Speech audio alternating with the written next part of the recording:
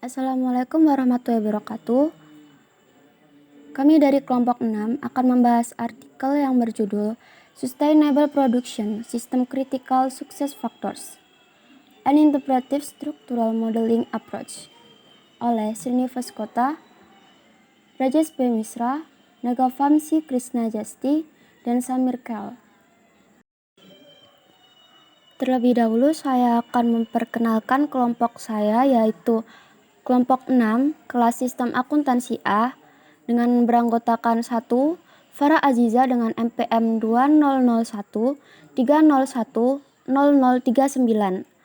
2. Wanda Ayu Agustin Berlinda dengan MPM 2001 301 0049. 3. Nadila Maharani Putri dengan MPM 2001 301 0053. 4. Narita Septia Ayu S dengan MPM 2001 301 0056. 5. Nur Hidayah dengan MPM 2001 301 0058. 6. Afisa Kinantan NI dengan MPM 2001 301 0186.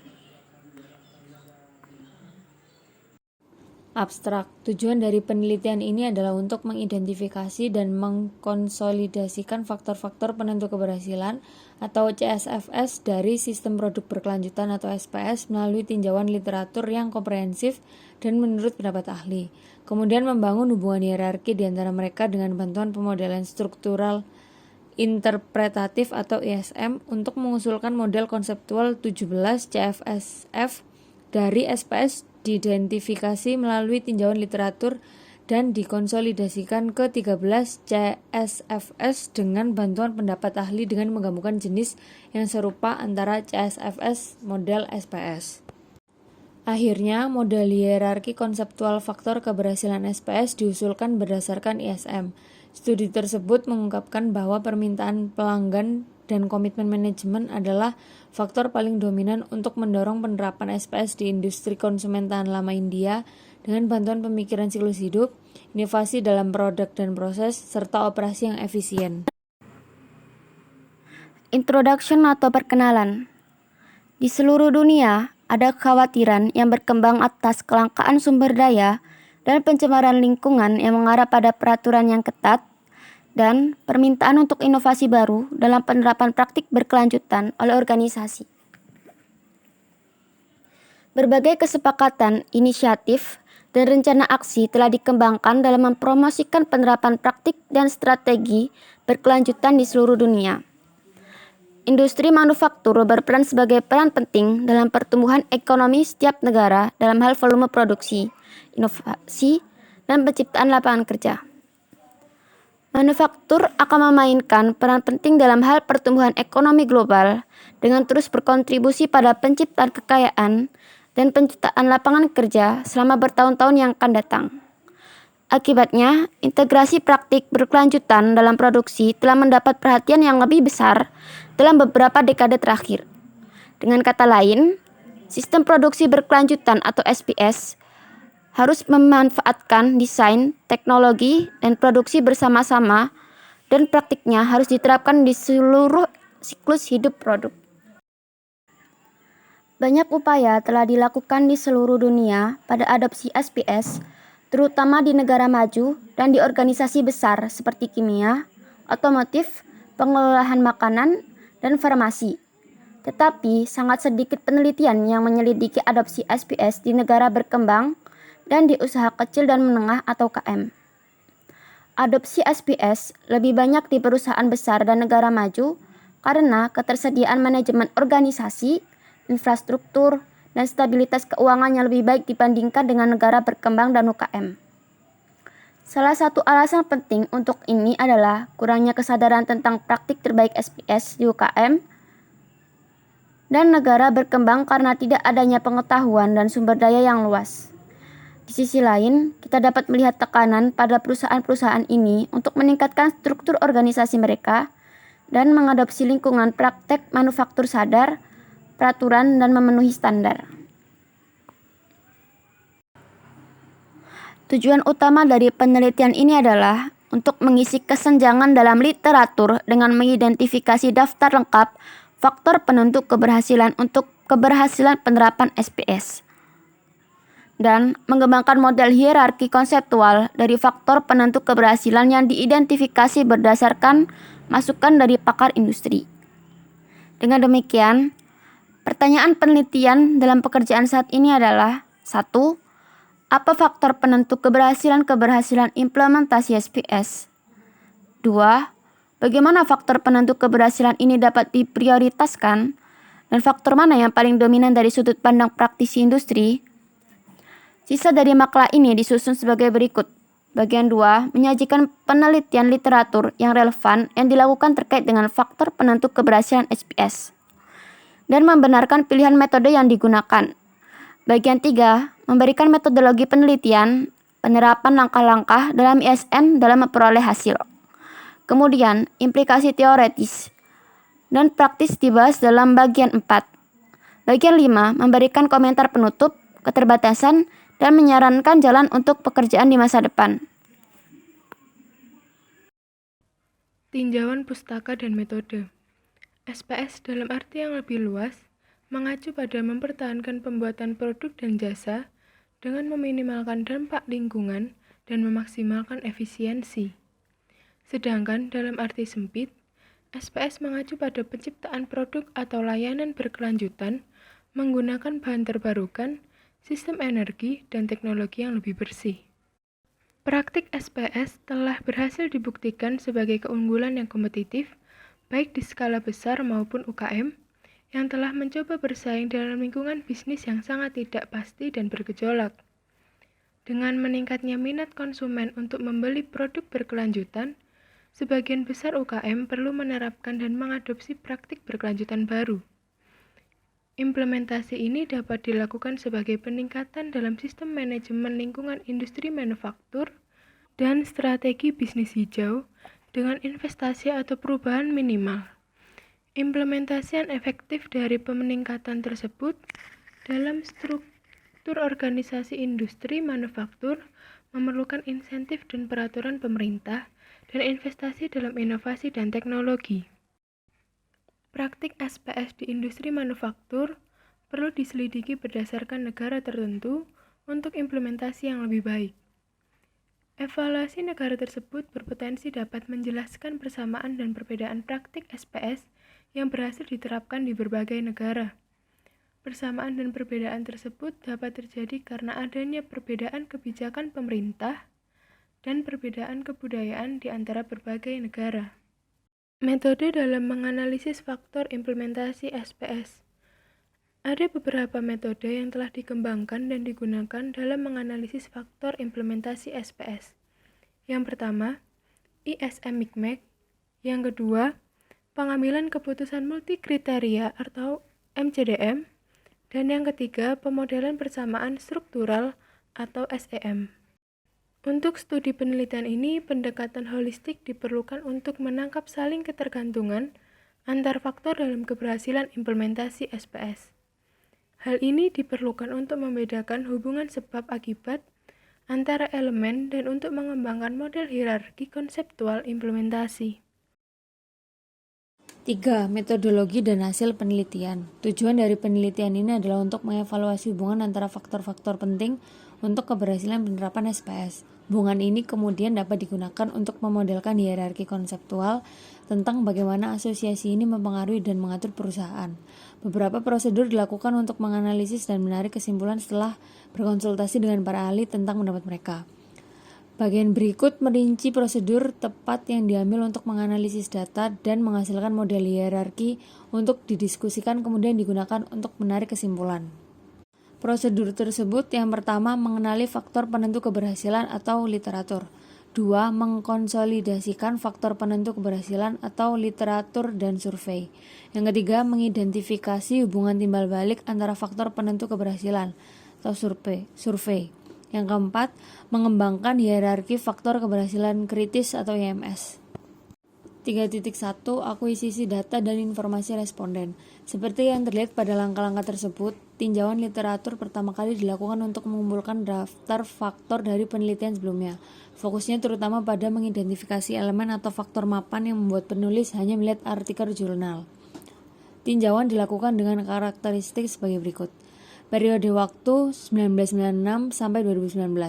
Kriteria pemilihan jurnal yang menerbitkan artikel selama 1996 sampai 2019 di 4 rumah publikasi online utama dipilih karena kekurangan sumber daya. Total artikel yang dikumpulkan yakni 1158 dan jumlah jurnal 86. Artikel dicari berdasarkan 6 kata kunci: bersih, ramah lingkungan, sadar lingkungan, bertanggung jawab terhadap lingkungan, hijau, dan berkelanjutan. Kata-kata ini seharusnya muncul dalam judul atau abstrak atau kata kunci dari sebuah artikel. Dari artikel-artikel ini, artikel yang hanya membahas penelitian empiris disaring karena kepentingan kami adalah untuk mengidentifikasi faktor-faktor keberhasilan. Selanjutnya dikurangi menjadi 270 berdasarkan seleksi dari 35 jurnal menerbitkan minimal 2 artikel. Secara total, daftar 17 faktor atau frekuensi lebih besar dari 50 diidentifikasi untuk mengimplementasi SPS seperti yang ditunjukkan pada prosedur. 17 faktor ini dikonsolidasikan ke 13 faktor setelah menggabungkan faktor terkait berdasarkan 10 tinjauan ahli, 6 dari industri dan 4 dari akademis. Keenam pakar ini dipilih dari industri yang konsumen tahan lama dengan dasar bahwa mereka memiliki pengetahuan yang mendalam di bidangnya dan bagian dari rantai nilai, dan 4 pakar dari akademis berada dalam penelitian. Dari prosedur tersebut, kita dapat melihat bahwa faktor-faktor yang diidentifikasi berasal dari perspektif yang berbeda: lingkungan, ekonomi, perencanaan masyarakat, operasional, dan peraturan dan motivasi. Berikut adalah daftar faktor penentu keberhasilan. Terdapat 17 faktor penentu keberhasilan, kemudian terdapat faktor yang dijadikan satu sehingga menjadi 13 faktor penentu keberhasilan. Ke-13 faktor penentu keberhasilan tersebut adalah konservasi sumber daya dan pencegahan polusi, peraturan lingkungan, efisiensi operasional, perbaikan terus-menerus, minimalkan biaya dan maksimalisasi keuntungan, pemikiran siklus hidup dan inovasi, inovasi desain dalam produk dan proses, komitmen manajemen, tekanan rantai pasokan, citra publik dan CSR, kompetisi, insentif, dan permintaan pelanggan. 3.2 Pengembangan model struktural. Penelitian ini menggunakan permodelan struktural interpretif atau interpretive structural modeling, disingkat ISM, untuk memodelkan hubungan konseptual dan model hierarki faktor penentu keberhasilan untuk digunakan sebagai peta jalan oleh praktisi dan lama konsumen untuk implementasi SPS yang sukses. Penelitian ini didasarkan pada pengakuan hubungan yang mendasari antara sebab dan akibat yang dapat menyebabkan kesimpulan baru dan verifikasi empiris. ISM memenuhi persyaratan ini karena membantu dalam analisis faktor, mengidentifikasi hubungan antar faktor, membentuk hierarki kepentingannya, dan klasifikasi tingkat intervensi.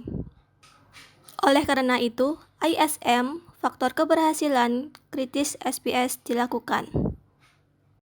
Terdapat 7 langkah yang terlibat dalam pengembangan model struktural menggunakan ISM.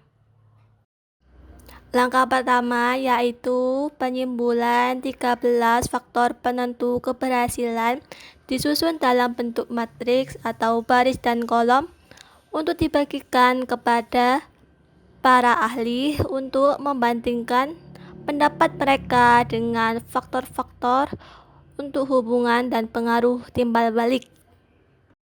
Langkah kedua yaitu dilakukan pembentukan hubungan kontekstual antara dua faktor dengan bantuan perbandingan berpasangan. Langkah ketiga, dilakukan pengembangan matriks interaksi diri struktural atau SSIM untuk menunjukkan hubungan berpasangan antar faktor. Sebanyak 10 ahli diberikan lembar kerja yang memiliki struktural self-interaction matrix atau SSIM untuk diisi. Huruf-huruf digunakan untuk mengembangkan hubungan kontekstual antara faktor-faktor, antara lain huruf V menunjukkan faktor I akan mempengaruhi faktor J. Huruf A menunjukkan faktor J akan mempengaruhi faktor I. Huruf X menunjukkan faktor I dan faktor J saling mempengaruhi. Huruf O menunjukkan faktor I dan faktor J tidak ada hubungan. Tabel 2 yang ada di kanan layar merupakan matriks interaksi tunggal terstruktur. Langkah keempat, SSIM harus diubah menjadi matriks dengan dua angka, yaitu angka 1 dan angka 0, tergantung pada hubungan yang disebut matriks reachability dengan mengganti X, A, V, dan O dengan angka 1 dan 0, berdasarkan aturan substitusi yang ditujukan pada tabel ketiga. Nilai dalam sel IJ SSIM diberikan di kolom 1 dan nilai yang sesuai di sel IJ dan sel JI diberikan pada masing-masing dalam kolom 2 dan kolom 3. Setelah membuat matriks reachability awal, transitivitasnya diperiksa dan matriks reachability akhir dibuat berdasarkan aturan berikut, yaitu jika elemen I dan elemen J, maka elemen J dan elemen K, yaitu elemen I dan elemen K. Setelah pemeriksaan transitivitas, matriks reachability awal, yaitu tabel keempat, diubah menjadi matriks reachability akhir, yaitu tabel kelima. Langkah selanjutnya adalah langkah kelima. Pada tabel kelima menampilkan daya penggerak akhir dan ketergantungan dari masing-masing faktor. Yang dimaksud dengan daya penggerak suatu faktor adalah pengaruh faktor tersebut terhadap pencapaian jumlah faktor. Arti dari ketergantungan suatu faktor adalah dipengaruhinya oleh banyak faktor, yang termasuk di dalamnya adalah pencapaian. Langkah ke-6, setelah matriks reachability akhir, set rehabilitum, set attendance, dan set interaksi untuk setiap faktor diidentifikasi. Himpunan reachability terdiri dari faktor itu sendiri dan faktor-faktor lain yang dipengaruhi olehnya, sedangkan himpunan antecedent terdiri dari faktor itu sendiri dan semua faktor lain yang mempengaruhinya. Dan himpunan perpotongan terdiri dari faktor-faktor umum di kedua reachability dan antecedent set. Setelah mengidentifikasi tiga set ini untuk semua faktor yang jangkauan dan set persimpangannya sama adalah faktor tingkat atas. Faktor teratas dalam hierarki ini tidak akan memiliki faktor di atas yang dapat dipengaruhi oleh ini, paling banyak dapat mempengaruhi satu sama lain dalam hierarki. Setelah faktor tingkat atas diidentifikasi, faktor ini dipisahkan dari himpunan. Lalu setelah menghilangkan faktor-faktor ini dari tiga set lagi, jangkauan baru set persimpangan dibandingkan dan tingkat faktor berikutnya ditemukan. Tingkat partisi dengan ketiga set awal ditujukan pada tabel ke-6. Lalu langkah terakhir adalah langkah ke-7. Setelah semua transitivitas dihilangkan, model struktural akhir akan digambarkan berdasarkan tingkat yang diidentifikasi pada langkah sebelumnya. Model struktural SPS seperti yang ditujukan pada gambar kedua. Dari gambar kedua, kita dapat menetapkan bahwa permintaan pelanggan industri tahan lama konsumen di India mendorong komitmen manajemen untuk mendukung pemikiran dan desain siklus hidup dengan inovasi dalam desain produk dan proses khusus untuk meningkatkan efisiensi operasional. Ketiga faktor penentu keberhasilan ini mendukung perusahaan untuk memenuhi atau melampaui peraturan lingkungan dan mendapatkan insentif serta tetap menjadi yang terdepan dalam persaingan. Ketiga faktor keberhasilan ini selanjutnya memotivasi seluruh organisasi untuk meningkatkan dalam meminimalkan biaya dan memaksimalkan keuntungan dengan mengurangi konsumsi sumber daya dan polusi yang mengakibatkan berkurangnya tekanan rantai pasokan, serta meningkatkan tanggung jawab sosial perusahaan dan menumbuhkan citra publik yang lebih besar. Diskusi. Berdasarkan tinjauan literatur yang komprehensif, bahwa sangat sedikit penelitian yang melaporkan faktor kritis SPS. Dalam model yang dilaporkan telah berfokus pada isu-isu spesifik daripada kelengkapan. Hal ini disebabkan masih tahap baru lahir di bidang industri tahan lama India. Faktor-faktor dasar yang penting untuk menerapkan SPS perlu dipertimbangkan saat merencanakan dan mengimplementasikan SPS. Faktor-faktor spesifik mungkin berbeda dari industri ke industri atau wilayah, tetapi dasar dari faktor-faktor ini selalu sama atau serupa. Hal lain yang perlu diperhatikan dalam hubungan yang dikembangkan adalah bahwa mereka mewakili hubungan yang dominan dan relatif. Pentingnya permintaan pelanggan di SPS adalah untuk memotivasi manajemen untuk berkomitmen memikirkan desain siklus hidup dengan berinovasi dalam desain, produk, dan proses, dan meningkatkan efisiensi operasional. Nah, dengan pemikiran tersebut, perusahaan dapat mematuhi peraturan lingkungan, mendapatkan insentif, dan menjadi kompetitif di pasar. Model konseptual yang diusulkan dari hubungan dan hierarki perlu divalidasi secara menyeluruh dengan bantuan alat statistik yang akan menjadi bagian dari pekerjaan masa depan. Nah, dari sudut pandang peneliti, model tersebut menyediakan satu set definitif faktor yang secara total menyajikan gambaran keseluruhan SPS. Model ini menyoroti pentingnya berbagai hubungan di antara faktor-faktor SPS dalam industri konsumen tahan lama India. Yang terakhir adalah kesimpulan. Tujuan dari penelitian ini adalah untuk mengidentifikasi faktor-faktor penentu keberhasilan dalam SPS dan membangun hubungan serta hierarki di antara faktor-faktor ini untuk mengusulkan model konseptual SPS. Model yang diusulkan memiliki 13 kelompok faktor. Studi ini berfokus pada menemukan hubungan terarah di antara faktor-faktor yang membantu dalam mengembangkan hierarki. Model hierarki struktural dibentuk berdasarkan pendapat ahli menggunakan ISM. Pekerjaan ini akan membantu manajemen dalam merancang strategi mereka untuk implementasi yang sukses melalui alokasi sumber daya yang tepat. Hubungan yang mapan antara faktor-faktor kritis dapat dipelajari lebih lanjut untuk perangkat strategi implementasi rinci di perusahaan. Terdapat dua keterbatasan dalam penelitian ini.